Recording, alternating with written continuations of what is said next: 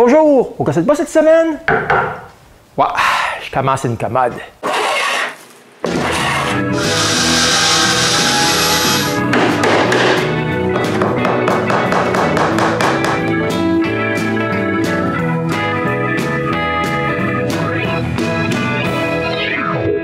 Jean-François, un ancien collègue de travail, m'a demandé si je pouvais y fabriquer une commode semblable à ces photos-là. Ouais, par contre, il veut 9 tiroirs à la place des portes. J'ai répondu, bien sûr. Voici le plan que j'y ai proposé. Lui et sa femme l'ont adoré. Mais il faut le faire maintenant. La première chose que j'ai dû faire, c'est d'aller chercher du merisier pour construire tout le meuble. OK, il y en a pour 2 projets dans cette pile. Ouais, mais comme j'ai énormément de bois à surfacer, je commence par enlever toutes les pastilles maraboteuses pour les aiguiser. Je mets le lien du gabarit que j'ai fait pour aiguiser les pastilles maraboteuses. Quand les 27 sont aiguisées, j'ai juste à les remettre en place. J'en profite aussi pour changer les lames de ma décousseuse. Ouais, c'était pas un luxe. En fait, là, c'était les couteaux originaux depuis que je l'avais fabriqué. Maintenant, je peux séparer le merisier en piles. Une pile de morceaux clairs, une avec des morceaux qui ont un peu de caractère, puis la dernière pile avec pas mal plus de caractère. Ouais, je vais utiliser la pile de bois plus claire pour faire l'extérieur. Ouais, mais même dans cette pile-là, je dois séparer le bois parce que les morceaux sont pas tous droits. Maintenant, je peux enfin couper des planches juste un peu plus longues que les 2 côtés. Et surfacer une face.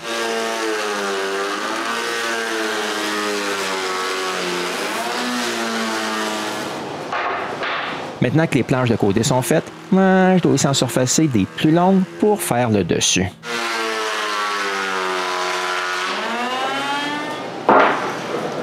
Et comme tout le bois extérieur a une face bien droite, c'est le temps de surfacer toutes les autres faces.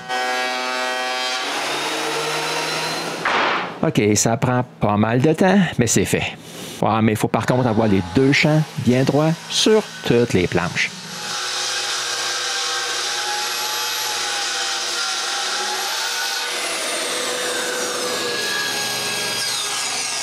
Ouais, faire ça, ça m'a pris une bonne partie de la journée. Et oui, même si René est venu m'aider. Une chance, là, parce que ça aurait pris pas mal plus de temps, ça n'avait pas été là. Mais maintenant, je peux coller le gros panneau qui sera le dessus.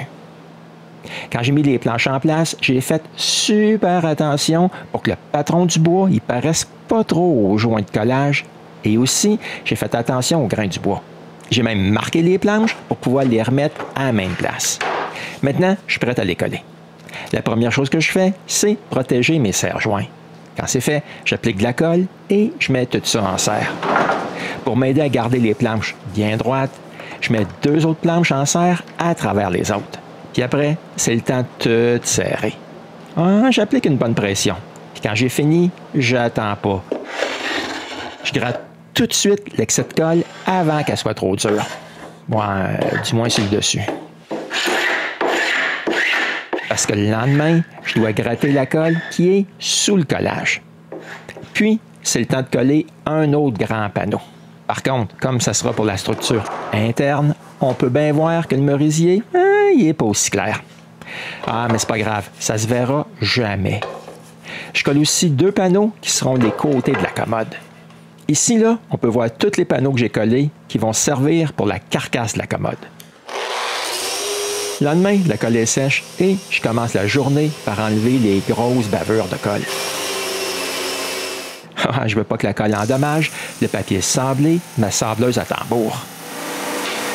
Pendant plusieurs heures, je passe tous les panneaux extérieurs dans la sableuse à tambour.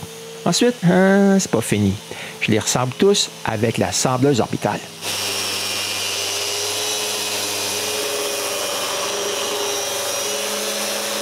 Bon, j'ai l'extérieur. Je dois maintenant couper les autres collages à une largeur qui pourra passer dans ma raboteuse.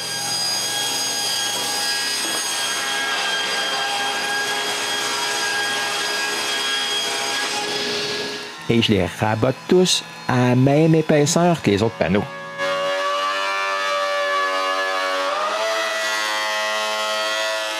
Ensuite, je dois aussi, encore, sabler tout ça.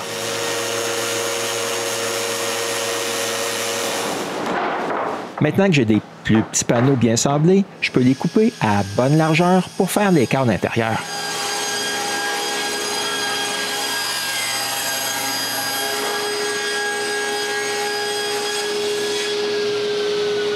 Et je peux enfin couper les petits morceaux pour les 3 cadres intérieurs.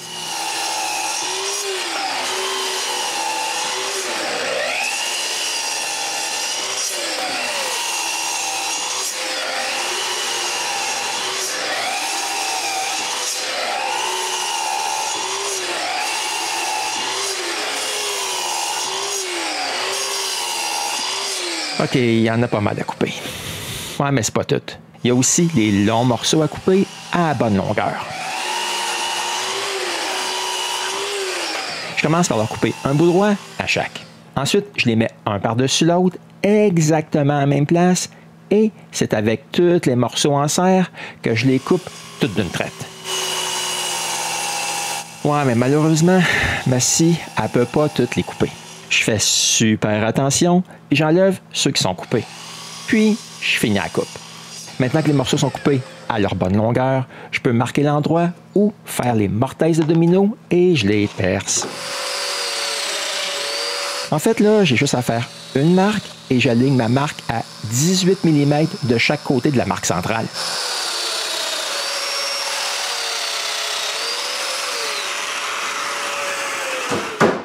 Quand le premier cardie est fait, je fais un premier assemblage à sec.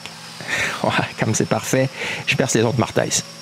Avec les 3 cadres empilés un par-dessus l'autre, je marque l'endroit où je dois aussi mettre des traverses intermédiaires et je perce le reste des mortaises de la même façon que toutes les autres que j'ai déjà faites.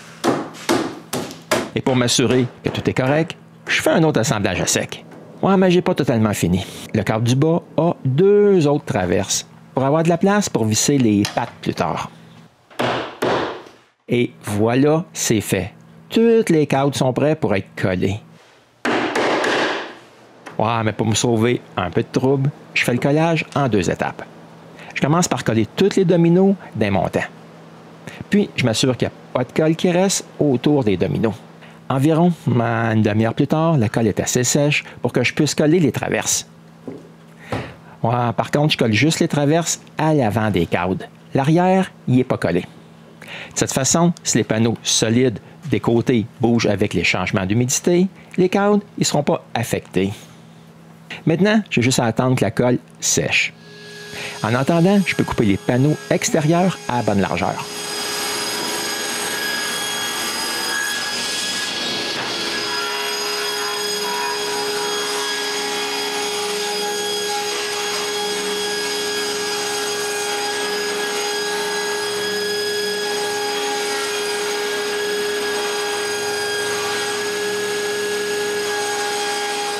Ensuite, je coupe un côté droit ces panneaux latéraux.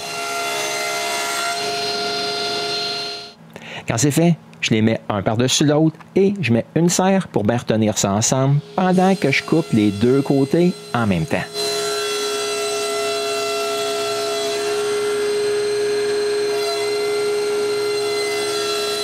Oui, j'avais intentionnellement coupé un tantinet plus long parce que j'avais prévu que j'aurais des traces de brûlure. Je le déplace juste un peu et je fais un autre coupe. Bon, maintenant que c'est parfait, je peux m'attaquer à couper le haut aussi.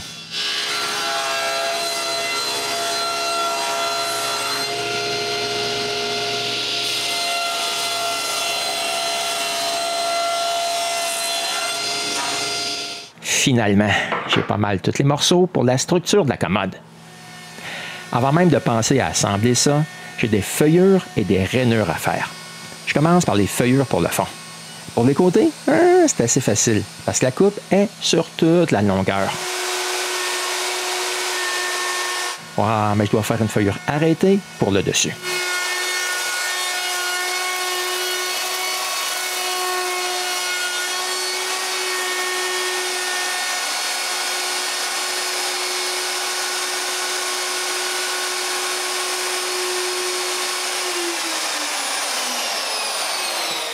Ensuite, c'est pas fini pour les feuillures. Il reste 2 autres, bien plus profondes pour le cadre du bas.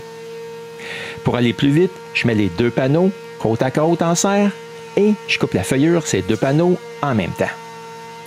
Et voilà, le travail est fait. Il me restera juste à couper les coins droits plus tard. Mais maintenant, avec les panneaux encore en serre, je vais couper les 2 rainures pour les 2 autres câbles. Je commence par marquer le centre des câbles. Les rainures vont être coupées avec le guide, juste comme ça. Ouais, mais pour l'ajuster parfaitement, j'utilise ma pointe à centrer. Avec ça, la position exacte sera facile à ajuster. J'ai juste à mettre la toupie en place le plus près possible. Ici, on voit que c'est proche, mais pas vraiment à bonne place. Je déplace le guide de quelques dixièmes de millimètre et maintenant, c'est parfait. J'ai juste à changer ma pointe à centrer pour un fer droit et couper les rainures.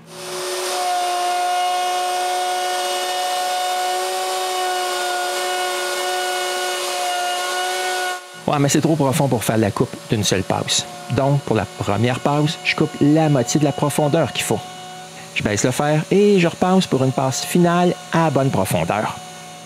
Quand c'est fait, je tourne les 2 collages pour que la prochaine rainure soit en face de moi. Je refais les mêmes ajustements et je coupe, là aussi, en 2 passes, la deuxième rainure.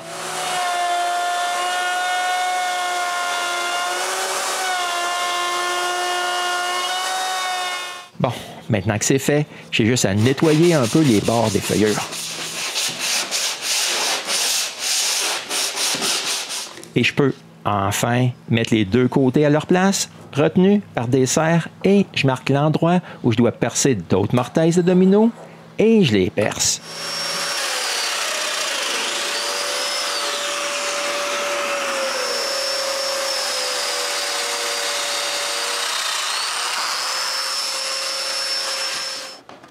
Quand les 16 mortailles sont percées, je peux faire un petit assemblage à sec. Avec l'aide de René, je prends la mesure exacte de la longueur du câble du bas. Pour que les séparateurs soient centrés, j'enlève du bois ces 2 côtés du câble. Ouais, mais avant de pouvoir l'essayer en place, je ne dois pas laisser les coins ronds, ces feuillures que j'avais faites de ces côtés. Avec les coins bien carrés, je peux marquer ce que je dois couper sur le câble et je le coupe.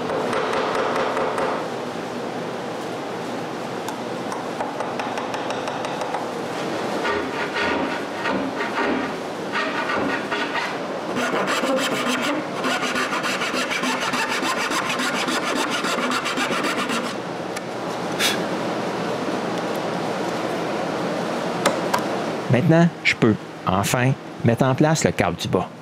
Ouais, c'est un bon début, mais il reste encore les 2 autres câbles. Je commence par les couper à bonne longueur. Ensuite, en utilisant un fer pour faire des planches embouffetées, je fais une coupe de la largeur des rainures que j'ai faites. De cette façon, c'est super rapide et facile.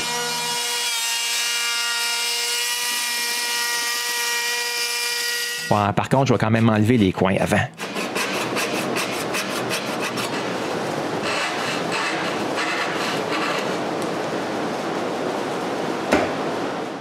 Quand c'est fait, c'est le temps d'essayer les câbles à leur place.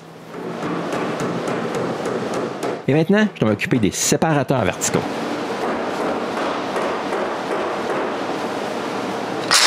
Ouais, pour ça, j'ai fait un bon paquet de dominos maison. Ben, je pense en avoir assez. Par contre, je dois couper tout le bois pour faire tous les séparateurs.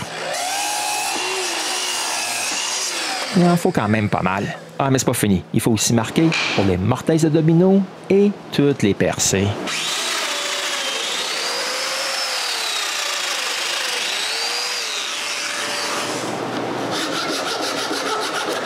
Quand c'est fait, je dois aussi couper mes dominos maison à bonne longueur.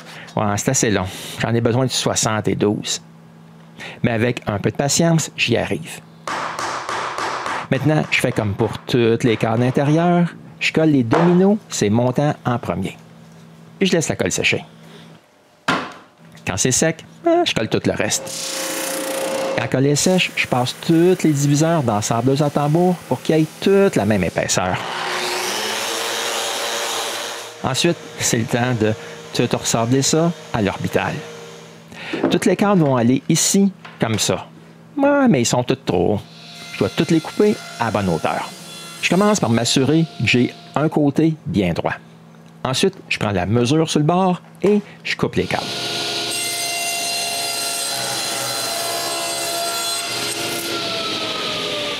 Les voici tous coupés à la bonne dimension. J'en place 2 à l'endroit où ils devraient aller, je marque leurs emplacements et je perce des trous pour des goujons.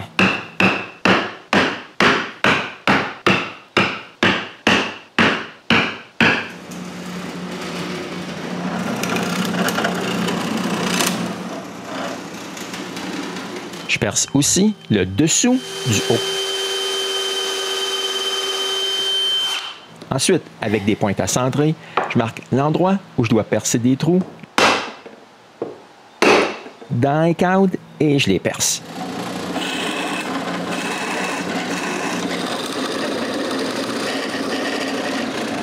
Je mets des goujons et je mets en place les 2 premiers séparateurs. Après avoir mis le premier cadre à sa place, je peux me servir des trous que j'ai faits pour percer des trous sur le bas des séparateurs.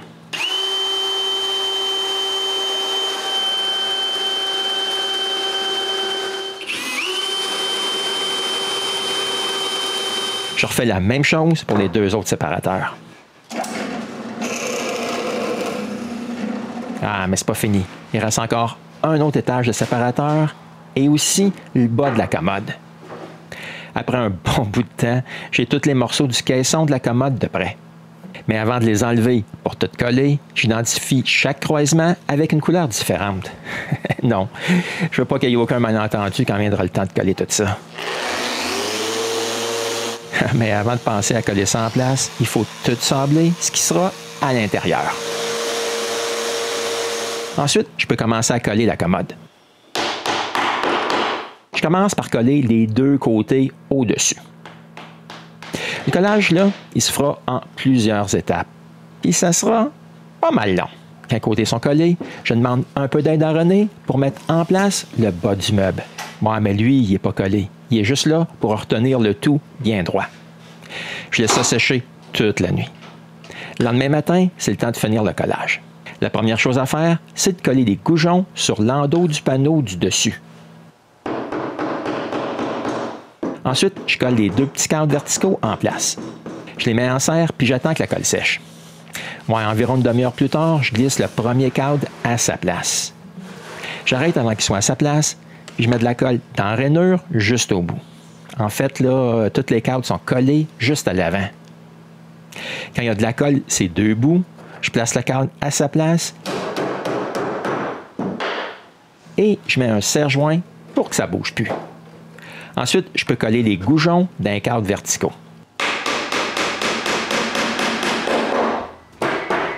Après, je peux enlever la partie arrière du cadre. Vous vous rappelez que j'avais dit qu'il n'était pas collé au reste du cadre?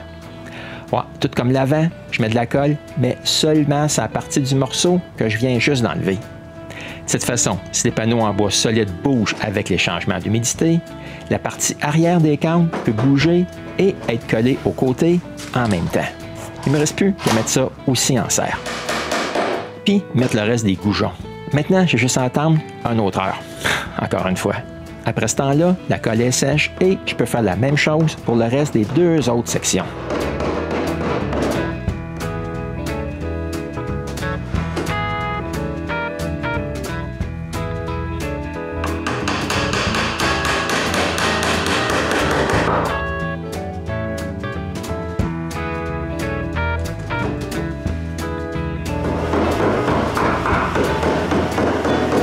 Le cadre du bas, lui, il est aussi collé juste aux extrémités. Mais cette fois-ci, là, juste d'un feuillure. Ça, c'était tout pour la journée. Je laisse ça tranquille toute la nuit. Le lendemain, je dois couper l'excès des goujons que j'ai laissé un peu trop long. Et tout sablé bien droit. Et voilà, la structure de la commode est pratiquement terminée. Mais il me reste encore pas mal de choses à faire.